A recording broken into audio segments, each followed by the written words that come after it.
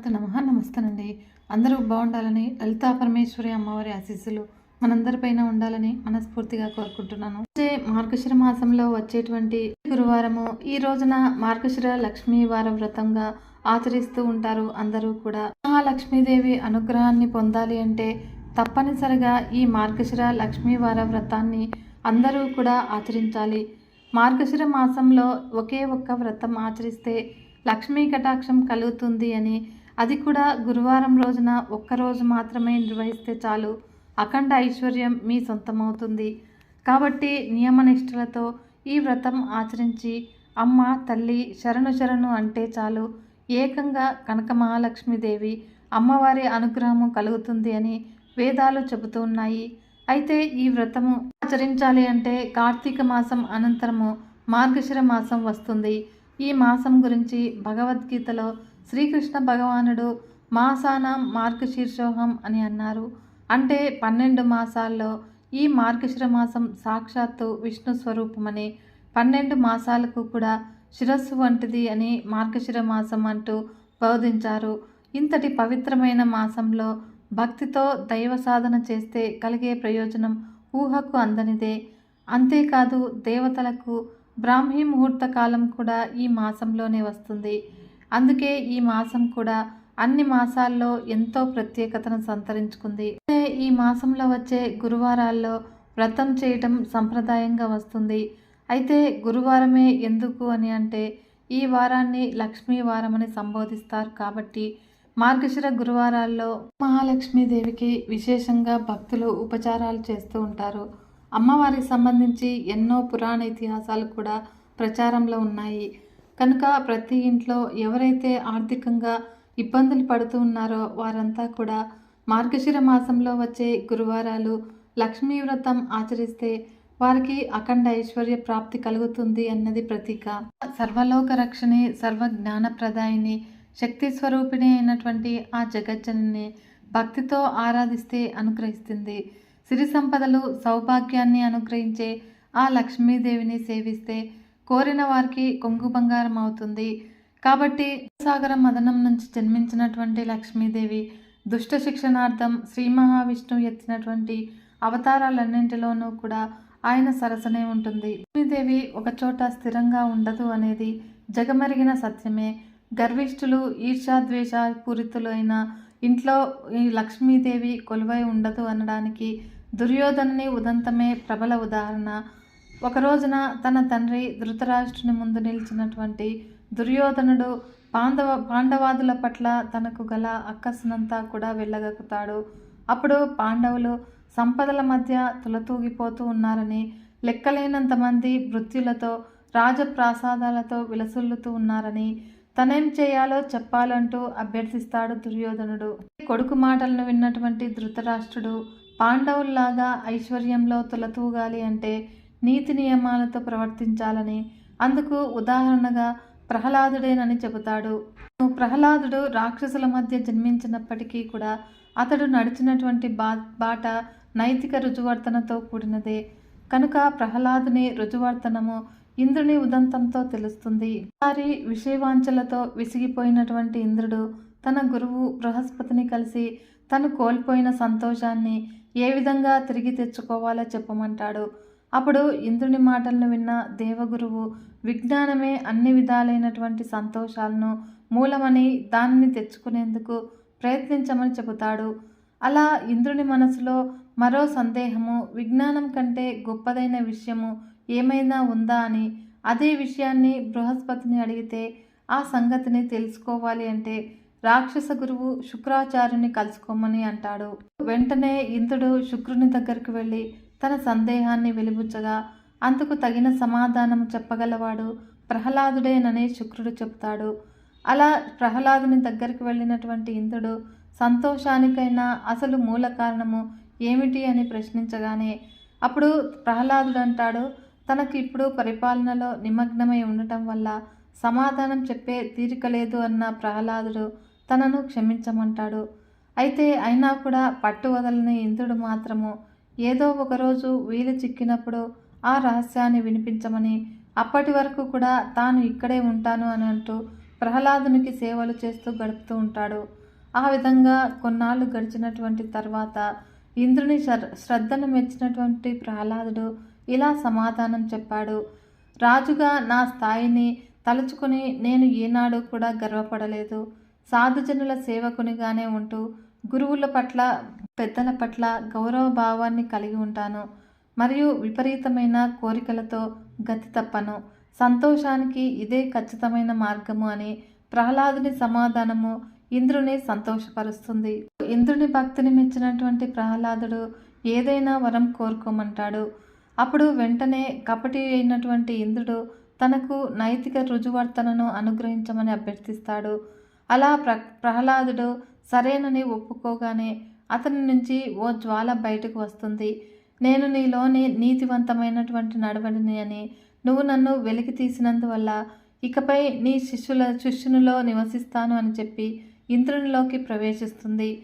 అనంతరము ప్రహ్లాదునిలో నుంచి బయలుదేరినటువంటి మరో జ్వాల తాను అతనిలోని ధర్మశీలతను అని, నైతిక శౌశల్యం లేకుండా ఉండజాలను అని ఇంద్రుని శరీరంలో ప్రవేశిస్తుంది.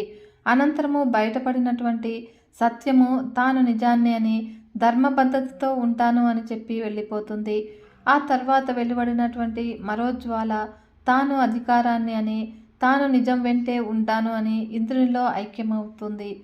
మరియు చివరగా ధవళకాంతులతో మెరిసిపోతూ ఉన్నటువంటి ఓ దేవత బయటికి వచ్చి తనను లక్ష్మి అంటారని, సంపదల దేవతనని, దీర్ఘకాలం నీ వెంటే ఉన్నానని, ప్రస్తుతం తనను వదిలిపెట్టడానికి ప్రహ్లాదుడు సిద్ధపడినందున తప్పనిసరి పరిస్థితుల్లో వెళ్ళిపోవాల్సి వస్తుంది అని చెప్పి బయటపడుతుంది. నిజంగా ధర్మ ప్రవర్తన, నిజము, అధికారము, నైతికబద్ధ ప్రవర్తన ఉన్న చోట లక్ష్మీదేవి కొలువై ఉంటుంది అని అర్థమవుతుంది. కనుక లక్ష్మీదేవి చల్లని చూపుల కోసము భక్తులు ఎదురు చూస్తూ ఉంటారు. తమ ఇళ్లను పావనం చేయాలని ముకుళిత హస్తాలతో ప్రార్థిస్తూ ఉంటారు. కాబట్టి ఆ తల్లి భక్తజన ప్రియ.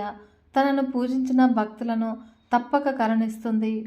ఈ రోజున అంటే మార్గశిర మాసంలో వచ్చేటువంటి మొదటి గురువారం రోజున మార్గశిర లక్ష్మీ వ్రతాన్ని అందరూ కూడా ఆచరిస్తూ ఉంటారు. వ్రతాన్ని ఎలా ఆచరించాలి అంటే, ఇంట్లో ఒక ప్రదేశాన్ని శుభ్రపరిచి పీఠం ఏర్పాటు చేసి పసుపు కుంకుమలతో ముగ్గు వేసి అమ్మవారి చిత్రపటాన్ని లేదా అమ్మవారి విగ్రహాన్ని ఉంచాలి. మరియు ఉపచారాలతో పూజ చేసి మార్గశిర గురువార కథను విని అమ్మవారికి ప్రీతికరంగా పాయసం నివేదన చేయాలి.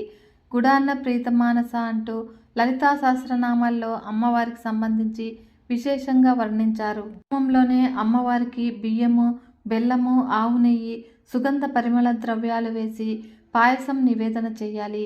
మరియు ముత్తైదువులకు తాంబూల దానాన్ని చేయాలి. లక్ష్మీప్రదంగా చిరునవ్వుతో ఆ ఇంటిల్లాలు లక్ష్మీ ఆరాధన చేస్తే ఆ ఇంట్లో లక్ష్మీదేవి స్థిరంగా ఉంటుంది అని వేద పండితులు చెబుతున్నారు.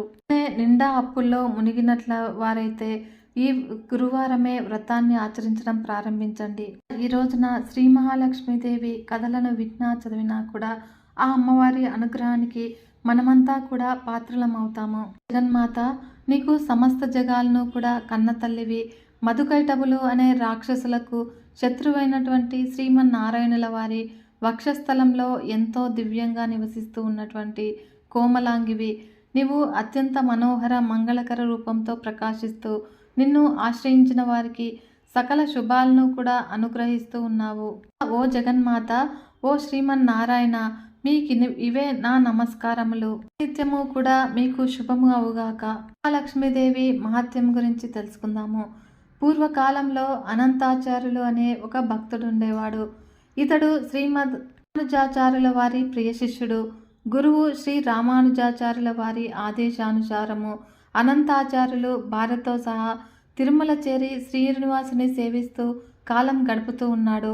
అయితే ఒకరోజు కొండలన్నీ కూడా తిరిగి ఎన్నో అందమైన పూలను సేకరించి నిలయంలో స్వామివారిని ఎంతో అద్భుతంగా అలంకరించేవాడు. పూల అలంకరణలో దివ్యంగా దర్శనమిస్తూ ఉన్నటువంటి స్వామివారిని చూసి మురిసిపోయేవాడు అనంతాచార్యులు. అలా రోజు కూడా అడవిలో చాలా దూరం వెళ్ళి పువ్వులు కోసుకొని వస్తూ ఉన్నటువంటి అనంతాచార్యుల వారికి ఒక ఆలోచన వచ్చింది. తానే స్వామివారి పుష్పాలంకరణ కోసం ఎందుకు ఒక ఉద్యానవనాన్ని తయారు చేయకూడదు అని తలచాడు. ఆ విధంగా చక్కగా రకాల సువాసనలతో ఉండే పూల మొక్కలను పెంచి వాటిని స్వామివారికి సమర్పించాలి అని తలచాడు. ఆ ఆలోచన రాగానే స్వామివారిని అందమైన పుష్పాలంకరణలో ఊహించుకుని మురిసిపోయాడు.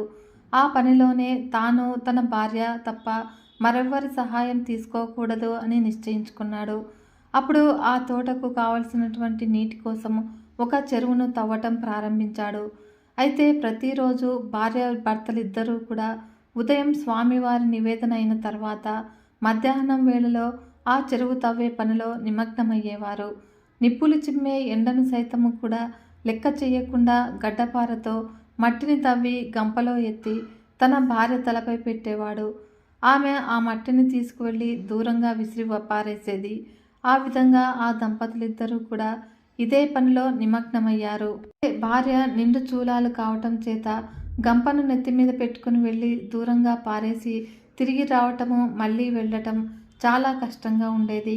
కానీ అనంతాచార్యుల వారు మాత్రము వేరే ఎవ్వరి సహాయం కూడా తీసుకోకూడదు అని దృఢ సంకల్పంతో ఉండటం చేత భార్యకు ఈ శ్రమ తప్పలేదు. అయితే ఆశ్రిత జన వత్సలుడైనటువంటి ఆ శ్రీనివాసుడు ఇదంతా కూడా గమనిస్తూ ఉన్నాడు. ఆ దంపతులకు ఎలాగైనా కూడా సహాయపడాలి అని తలచాడు. అన్నాడు ఆచార్యుల వారి వద్దకు చిన్న బాలుని రూపంలో వచ్చి, తాత, ఈ మండు క్రిందలో మీరెంతో కష్టపడుతూ ఉన్నారు, నన్ను కూడా సహాయం చెయ్యనివ్వండి అని అన్నాడు. కానీ అనంతాచార్యుల వారు అందుకు ఏమాత్రము కూడా ఒప్పుకోలేదు. కానీ బాలుని రూపంలో ఉన్నటువంటి శ్రీనివాసుడు మాత్రము పట్టు విడవకుండా ప్రతిరోజు కూడా ఆ దంపతులు మట్టి తవ్వే వేళలో వచ్చి నుంచొని చూస్తూనే ఉండేవాడు. అప్పుడు ఆచార్యుల వారు ఆ బాలుని ఏమాత్రము కూడా దగ్గరకు రానిచ్చేవారు కాదు. ఆచార్యుల వారిది అదే పట్టుదల. నిండు చూలాలైనటువంటి భార్య మట్టి గంపలను ఎత్తుకొని ఆయాసపడుతూ అంత దూరంలో పారేసి వేయడము, మళ్ళీ తిరిగి గంపనెత్తుకోవడము ఇవేవి కూడా గమనించే పరిస్థితుల్లో లేడు. అతని ధ్యాస అంతా కూడా ఎంత త్వరగా ఈ చెరువు పూర్తవుతుందా, మరి ఎంత త్వరగా పూల మొక్కలు వస్తాయా, ఎంత త్వరగా ఆ పువ్వులతో ఆ స్వామివారిని అలంకరించటమా అనే తపన తప్ప తన శ్రమ కానీ తమ భార్య శ్రమ కానీ ఏమాత్రము కూడా తెలియటం లేదు. భక్తవత్సలుడైనటువంటి శ్రీనివాసునికి ఈ దంపతులను చూస్తూ ఉంటే ముచ్చట కలిగింది. వారి భక్తి పట్ల ఎంతో సంతోషం కూడా కలిగింది. కానీ వారి శ్రమను చూసి బాధపడ్డాడు. ఇక లాభం లేదు అనుకుని నెమ్మదిగా వెళ్ళి ఆ మహా ఇల్లాలి వద్ద నుంచి గంపను తీసుకున్నాడు. అప్పుడు ఆమెను కాసేపు పక్కన ఉండమని చెప్పి తాను మట్టి గంపలను ఎత్తి పారేసే పనిలో పడ్డాడు. అయితే గడ్డపారతో మట్టిని తవ్వే పనిలో ఉన్నటువంటి అనంతాచార్యుల వారు ఇది గమనించనే లేదు. తలపైకెత్తి కూడా చూడటం లేదు. ఇలా జరుగుతూ ఉండగా కాసేపటికి ఆచార్యుల వారికి అనుమానం వచ్చింది. తన భార్య రోజు కంటే ఈరోజు ఇంత త్వరగా ఎట్లా రాగలుగుతూ ఉన్నది, ఇంత వేగంగా గంపను ఎలా ఖాళీ చేసి వస్తున్నది అని సంశయం కలిగింది. ఆ ఆలోచన రాగానే ఆచార్యుల వారు ఒక్కసారిగా తలపైకెత్తి చూశాడు. వెంటనే జరుగుతున్నది అర్థమైంది. ఇంతవరకు కూడా ఈ బాలుడు ఈ గంప మోస్తూ ఉన్నాడన్నమాట. అంతే ఆచార్యుల వారికి ఎంతో కోపం వచ్చింది. ఎంత వద్దని చెప్తూ ఉన్నా కూడా వినకుండా వారి నుండి గంపను తీసుకున్నందుకు ఆ బాలునిపై విపరీతమైన కోపం వచ్చింది అనంతాచార్యుల వారికి. అప్పుడు ఒక్కసారిగా గడ్డపార పైకెత్తి ఎందుకిలా చేశావు అని కోపంగా అన్నాడు. ఆ బాలుడు చిరునవ్వుతో ఒక్కసారిగా పరుగు లంఘించుకున్నాడు. సమాధానం కూడా చెప్పకుండా అట్లా ఆ బాలుడు వెళ్ళిపోవటం ఆచార్యుల వారికి మరింత కోపం తెప్పించింది. అప్పుడు ఆవేశంతో ఊగిపోతూ ఆచార్యుల వారు గడ్డపారతో ఆ బాలుని వెంటపడ్డాడు. కనబడినట్లే కనబడి ఇట్టే మాయమవుతూ ఉన్నాడు ఆ బాలుడు. అయితే ఆచార్యుల వారికి కోపం మరింత ఎక్కువై గడ్డపారను ఆ బాలునిపైకి విసిరాడు. ఆ విసురుకి గడ్డపార బాలుని గడ్డానికి తగిలి రక్తం కారింది. మళ్ళీ మాయమైపోయినాడు ఆ బాలుడు. అయితే ఆ బాలునికి దెబ్బ తగలడంతో కొంచెము శంకించినటువంటి ఆచార్యుల వారు మళ్ళీ కనపడకుండా పోతాడా అనుకుని వెనుతిరిగి సాగారు. ఆ రోజు సాయంకాలం ఆలయంలో ప్రవేశించినటువంటి అనంతాచార్యుల వారికి ఆలయంలో అర్చకులు ఏదో చర్చించుకోవటం కనిపించింది. అందరి ముఖాల్లో కూడా ఆందోళన నిండి ఉండటం గమనించాడు. అందుకు కారణం ఏమి అని ఒక అర్చకుల వారిని అడుగగా ఆనంద నిలయంలోనికి తీసుకువెళ్ళి స్వామివారి విగ్రహాన్ని చూపించారు. అంతే, అక్కడ దృశ్యం చూసినటువంటి ఆచార్యుల వారి నోట మాటలు రాలేదు. శ్రీనివాసుని దివ్యమంగళ విగ్రహము, చుబుకంపై గాయము, దారగా కారుతూ ఉన్నటువంటి రక్తము. అయితే ఆ దృశ్యం చూసినటువంటి అనంతాచార్యుల వారికి జరిగినదేమిటో అర్థమైంది. స్వామి, ఎంత అపరాధం చేశాను, వచ్చింది నీవని తెలియక ఎంతటి అపరాధం చేశాను తండ్రి, ఆపద్బాంధవ, నన్ను క్షమించు తండ్రి అని స్వామివారిని అర్థించాడు. జరిగినదంతా కూడా తెలుసుకుని అక్కడ ఉన్నటువంటి ఆచార్య పురుషులందరూ కూడా ఆశ్చర్యపోయారు. ఇంతలో శ్రీనివాసుడు ఒక ఆచార్యుని ద్వారా ఇలా పలికారు: ఓయి అనంతాచార్య, ఇదంతా నేను ఆడిన నాటకమే. నీ భక్తి తత్పరతను లోకానికి చాటాలి అనే ఇలా చేశాను. నేను చేసినటువంటి లీలా విశేషమే ఇది. నా చుబకంపై ఈ గాయానికి గుర్తుగా మాయని మచ్చ ఏర్పడుతుంది. ఆ చుక్కపై ఈ రోజు నుంచి పచ్చకర్పూరపు చుక్కను అలంకరించుకొని భక్తులందరినీ కూడా ఆనందింపచేస్తూ ఉంటాను అని అన్నారు ఆ స్వామివారు. అనంతాచార్యుల వారి జీవితం ధన్యమైంది. శ్రీ లక్ష్మీనారాయణులకు ఆ పూల తోట ఎంతో ప్రాణప్రదమైనది. ఎంతో అద్భుతమైనటువంటి పూల మొక్కలతో, తీగలతో, రకరకాలైనటువంటి దివ్య పుష్పాలతో ప్రకృతి సౌందర్యము మొత్తానికి అద్దం పట్టేలా ఉండే ఈ తోటలో విహరించటము శ్రీ మహాలక్ష్మికి అత్యంత ప్రీతికరము. కనుకనే ప్రతిరోజు కూడా రాత్రి వేళల్లో ఆ జగన్మాత తన నాదుడు తోడు రాగా ఈ వనంలో విహరిస్తూ ఆటపాటలు ఆడుతూ మైమర్చిపోయేది. అప్పుడు అనంతాచార్యులు ఎంతో ప్రేమతో ఎన్నో అందమైన పూల మొక్కలను ఎక్కడెక్కడి నుంచో తీసుకువచ్చి పెంచసాగాడు. రాత్రి వేళల్లో జగన్మాత ప్రతి పూల మొక్క చెంత నిల్చుని ఆ పుష్పాల అందాన్ని చూసి మురిసిపోయేది. అనంతాచార్యులు ప్రతిరోజు కూడా ఆ పూలను తీసుకుని వెళ్ళి ఆనంద నిలయంలో స్వామివారికి సమర్పించేవాడు.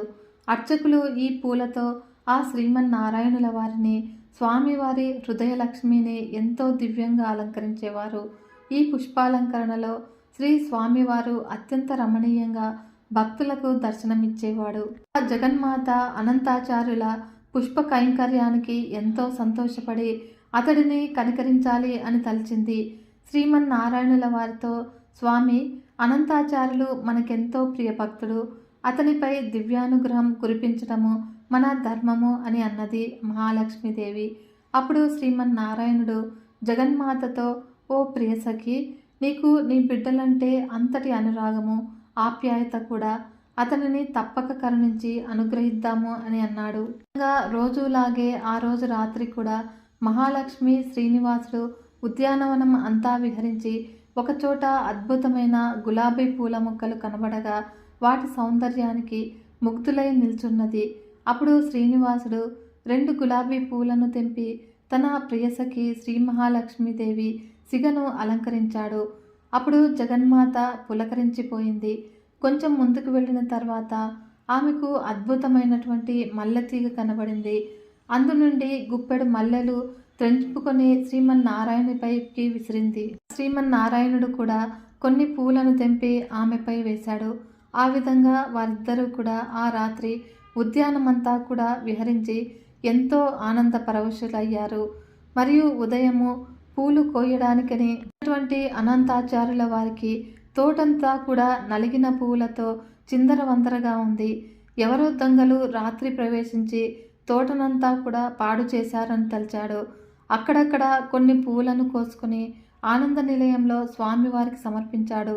అయితే ఆ రోజు రాత్రి శ్రీమన్నారాయణుడు, శ్రీ మహాలక్ష్మీదేవి తిరిగి తోటకు వచ్చారు. ఆ రోజు తోటలో సంపెంగ పువ్వులు, సన్నజాజులు, ఇంకా అనేక దివ్యమైన పువ్వులు ఎంతో అద్భుతంగా కనబడ్డాయి. ఆ విధంగా ఆ దంపతులిద్దరూ కూడా తోటంతా తిరుగుతూ ఆడుతూ పాడుతూ గడిపారు. శ్రీనివాసుడు కొన్ని అందమైన పుష్పాలను త్రుంచి ఆ జగన్మాత సిగను అలంకరించి మురిసిపోయాడు. ఆ తల్లి ఆనందానికి అవధులు లేకుండా పోయాయి. అయితే ఇంతలో తెల్లవారటంతో వారిద్దరూ కూడా తిరిగి ఆనంద నిలయం చేరారు. ఉదయాన్నే తోటలో అడుగుపెట్టినటువంటి అనంతాచార్యుల వారి కోపానికి అవధులు లేకుండా పోయాయి. తోటంతా కూడా చిందరవందరగా త్రుంచివేసిన పూలతో ఉండటము చూసి ఈరోజు కూడా ఆ దొంగలు వచ్చినారని తలచాడు. తనకు అత్యంత ప్రీతిపాత్రులైనటువంటి శ్రీ మహాలక్ష్మి నారాయణుల కైంకర్యానికై పెంచుతూ ఉన్నటువంటి ఈ పూల తోటను ఇట్లా పాడు చేసిన వారిని ఎలాగైనా పట్టుకోవాల్సిందే అని తలచాడు. ఆ విధంగా ఆ రాత్రి తోటలో ఒక మూల పడుకొని ఉన్నాడు. రాత్రంతా కూడా గడిచింది. చప్పుడు లేదు. అమ్మయ్య, తాను కాపలా కాస్తున్నాడని గ్రహించి దొంగలు వచ్చినట్లేరు అని తలచాడు.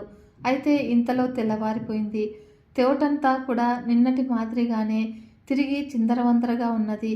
పూలన్నీ కూడా ఎక్కడ పడితే అక్కడ విసిరిపోయేవడి ఉన్నాయి అనుకున్నాడు. ఈ దొంగలు ఏమాత్రము కూడా శబ్దం చేయకుండా వచ్చినట్లు ఉన్నారు అని తలచాడు. ప్రతిరోజు కూడా వారిని పట్టుకునే వరకు కాపలా ఉండవలసిందేనని తలచాడు. ఈ విధంగా 8 రోజులు గడిచాయి. కానీ ఆ చోరులు అతడికి దొరకలేదు. ఆ చోరులు దొరికేలాగా తనను అనుగ్రహించమని ఆనంద నిలయంలో శ్రీ స్వామినే శరణు వేడాడు అనంతాచార్యుల వారు. దయామయురాలైనటువంటి జగన్మాత శ్రీమన్నారాయణుడు ఈనాడు ఆచార్యుల వారిని ఎలాగైనా కరుణిద్దాము అని అన్నది. భక్తవత్సలుడైనటువంటి శ్రీనివాసుడు అలాగే అన్నాడు. ఆనాటి రాత్రి అనంతాచార్యుల వారు కనులలో వత్తులు వేసుకొని మరి ఆ చోరుల కోసం ఎదురు చూస్తూ ఉన్నారు. అయితే ఈరోజు ఎలాగైనా సరే వారిని పట్టుకోవాల్సిందేనని దృఢ సంకల్పంతో ఉన్నాడు. ఇంతలో ఆచార్యుల వారికి 2 స్త్రీ పురుష ఆకారాలు ఆ పువ్వుల మొక్కల మధ్య తిరుగాడుతూ కనిపించాయి. సందేహం లేదు, రోజు నా పూల మొక్కలను పాడు చేస్తున్నది వీరేనని తలచారు. అలా వారిద్దరూ కూడా ఎంతో దివ్య తేజస్సుతో కనబడ్డారు. పురుషుడు అద్భుత తేజస్సుతో ప్రకాశిస్తూ ఉన్నాడు. ఆ స్త్రీ అద్భుత సౌందర్యంతో దివ్య ఆభరణాలతో విరాజిల్లుతూ ఉన్నది. అప్పుడు వారిని చూసినటువంటి అనంతాచార్యులు ఒక్క క్షణం మైమర్చిపోయాడు. అయితే ఇంతలో అతనికి కర్తవ్యం గుర్తుకు వచ్చింది. అప్పుడు నెమ్మదిగా వెనుకగా వెళ్ళి వారిద్దరినీ కూడా గట్టిగా బంధించాడు. ఇంకా ఎక్కడికి పోతారు అని అన్నాడు. ఆ దంపతులు పారిపోవడానికి శతవిధాలా కూడా ప్రయత్నించారు. కానీ సాధ్యపడలేదు. ఆ జగన్నాటక సూత్రధారి ఆ జగన్మాత తన భక్తునితో నాటకాలు ఆడుతూ ఉన్నారు. అతని బంధం ఎంతో గట్టిది అని అతడికి తోచేలాగా ముచ్చట పడుతూ ఉన్నారు. మరి భగవంతునికి భక్తునికి గల బంధము అంతటిదే కదా. ఆచార్యుల వారు దొంగలు దొరికారు అనే సంతోషంలో కొంచెం ఏమరపాటుగా ఉండగా ఆ పురుషుడు ఒక్క ఉదుటిన బంధనం తెంచుకొని పరిగెత్తి మాయమైపోయినాడు. అది గ్రహించినటువంటి ఆచార్యుల వారికి తీవ్రమైన కోపం కలిగింది. కూడా భర్త వెనుకే పరిగెడుతుంది అనేమో ఆమెను గట్టిగా పట్టుకున్నాడు. భార్యను వదిలి ఇలా వెళ్ళిపోతాడా? తిరిగి ఉదయం భార్య కోసం రాకుండా పోతాడా అని తలచాడు. ఆమెను గట్టిగా పట్టుకుని ముందుకు నడిపించి ఆ తోటలోని ఒక సంపెంగకు తీగలతో బంధించాడు. అప్పుడు ఆమె తనను విడిచిపెట్టమని అడిగింది. ఉదయం చూద్దాంలే అనుకుంటూ వెళ్ళి తీశాడు ఆచార్యుల వారు. అయితే ఇంతలో తెల్లవారింది. ఆనంద నిలయంలో తలుపులు తీసిన అర్చక స్వాములు నిశ్చేష్టులయ్యారు. వారి నోట మాట రాలేదు. శ్రీనివాసుని వక్షస్థలంపై ఉండవలసిన మాత బంగారు ప్రతిమ కానరాక ఆందోళన చెందారు. ఏమిటి వైపరీత్యము? ఇంతటి విపరీత బుద్ధి ఎవరికి పుట్టింది అని తలచారు. అప్పుడు శ్రీమన్నారాయణుడు ఆకాశవాణి రూపంలో ఇలా పలికాడు. ఏమీ చింతించవలదు. నా ప్రేయసకి అనంతాచార్యుల వారి తోటలో బంధింపబడి ఉన్నది. మీరందరూ కూడా వెళ్ళి ఆమెను సగౌరవంగా తోడుకొని రమ్మని పలికారు. ఆ వెంటనే అర్చకులందరూ కూడా పరుగున తోటకు వెళ్ళగా అక్కడ సంపెంగమానుకు బంధింపబడి ఉన్నటువంటి శ్రీ మహాలక్ష్మీదేవి బంగారు ప్రతిమ కనిపించింది. అయితే జరిగినది గ్రహించినటువంటి అనంతాచార్యుల వారు తనకేమీ తెలియదని ఆ అర్చకులతో మొరపెట్టుకున్నాడు. అప్పుడు అర్చకులందరూ కూడా అనంతాచార్యులతో సహా అలమేలు మంగమ్మను పలు విధాలుగా స్తుతిస్తూ ఒక పువ్వుల గంపలో పెట్టుకుని ఆలయానికి తీసుకొచ్చారు. ఆనంద నిలయంలో ప్రవేశించగానే శ్రీనివాసుడు ఆకాశవాణి రూపంలో ఇలా పలికాడు. మా అనంతాచార్య, నీ కూతురిని నాకు పూల బుట్టలో తెచ్చి ఇచ్చిన నీకు దానవైన మామగారివి. నీ పుష్ప కైంకర్యానికి మేమిద్దరము కూడా ఎంతో ఆనందపడ్డాము. ఇదంతా కూడా మా వేడుకే అని అన్నాడు. అప్పుడు ఆ పూలగంపలోని అమ్మవారు క్షీరసాగర సముద్ర రాజ తనయ తిరిగి యథాప్రకారంగా శ్రీవారి వక్షస్థలాన్ని అలంకరించింది. అప్పుడు అనంతాచార్యుల వారి జన్మధన్యమైంది. జగన్మాత శ్రీ మహాలక్ష్మీదేవికి తన భక్తులంటే అంతటి అనురాగము, ఆప్యాయత కూడాను. గృహాలలో గృహలక్ష్మిగాను, గోవులలో కామధేనువుగాను, యజ్ఞంలో దక్షిణాదేవిగాను, చంద్రునిలో శోభాలక్ష్మిగాను, పాతాళంలో నాగలక్ష్మిగాను, సూర్యునిలో తేజోలక్ష్మిగాను, పృథ్వీలో మహాలక్ష్మిగాను ప్రకాశిస్తూ ఉన్నటువంటి ఆ తల్లి శ్రీమన్నారాయణుని హృదయలక్ష్మిగా భక్తులందరినీ తరింపచేస్తూ ఉన్నది. తిరుమలలో ఆనంద నిలయంలో ప్రతి శుక్రవారము శ్రీనివాసునికి జరిగే అభిషేకము ఆ తల్లి అభిషేకమే. ఓ జగన్మాత, నీకివే మా నమస్కారములు. ఓ జగజ్జనని, నీకివే మా ప్రణామములు. వీడియో కనుక మీకు నచ్చినట్లయితే ఒక చిన్న లైక్ చేసి మన ఛానల్ని ఇంతవరకు సబ్స్క్రైబ్ చేసుకోకుంటే సబ్స్క్రైబ్ చేసుకుని సపోర్ట్ ఇవ్వండి ఫ్రెండ్స్. మరొక మంచి వీడియోతో మీ ముందుకు వస్తాను. అంతవరకు సెలవు. నమస్కారం.